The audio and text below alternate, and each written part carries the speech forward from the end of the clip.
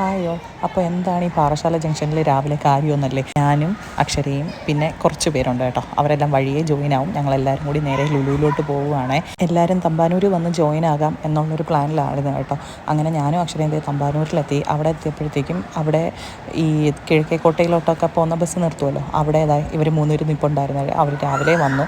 അവർക്ക് രാവിലെ അവിടെ നിന്ന് വന്നാൽ ഇവിടെ കറക്റ്റ് സമയത്ത് 9 മണിയെങ്കിലും ആകുമ്പോഴേ എത്താൻ പറ്റത്തോളേ. ഇനിയും ഒരു 3 പേര് ജോയിൻ ആവാനുണ്ട്. അവർ വഴിയെ വരും കേട്ടോ. അങ്ങനെ ഞങ്ങളിതാ കുറേ നേരം ബസ്സിന് വേണ്ടി വെയിറ്റ് ചെയ്ത് കേട്ടോ. പക്ഷേ അവിടെ നിന്ന് ലുലുവിലോട്ടുള്ള ഡയറക്റ്റ് ബസ് കിട്ടിയില്ല. അങ്ങനെ ഞങ്ങൾ 5 പേരും കൂടി ഓട്ടോയിൽ നേരെ ലുലുവിലോട്ട് പോവുകയാണ്. ബാക്കിയുള്ള 3 പേരെന്ന് ഞാൻ പറയുന്നത് അരുണും പാർവതിയും പിന്നെ ഒരു ഫ്രണ്ടും കൂടി ഉണ്ട് കേട്ടോ. ഞങ്ങൾ അപ്പോഴത്തേക്കും ലുലുവിൽ എത്തിയിട്ടുണ്ടായിരുന്നേ.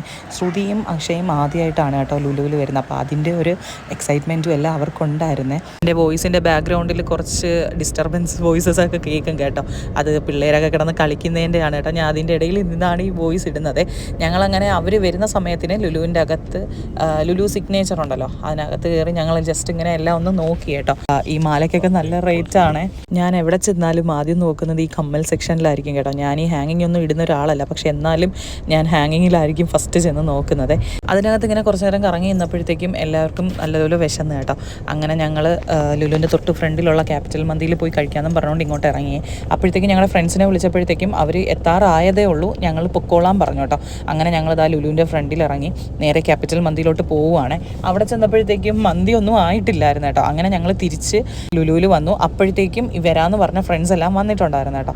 എന്നിട്ട് ഞങ്ങൾ അവിടെ നിന്ന് ബർഗർ കിങ്ങിൽ നിന്ന് ഓരോ ബർഗറും വാങ്ങിച്ച് കഴിച്ചിട്ട് നേരെ ഞങ്ങൾ ഫിലിമിന് കയറി കേട്ടോ. ഖലീഫയായിരുന്നു ഫിലിം.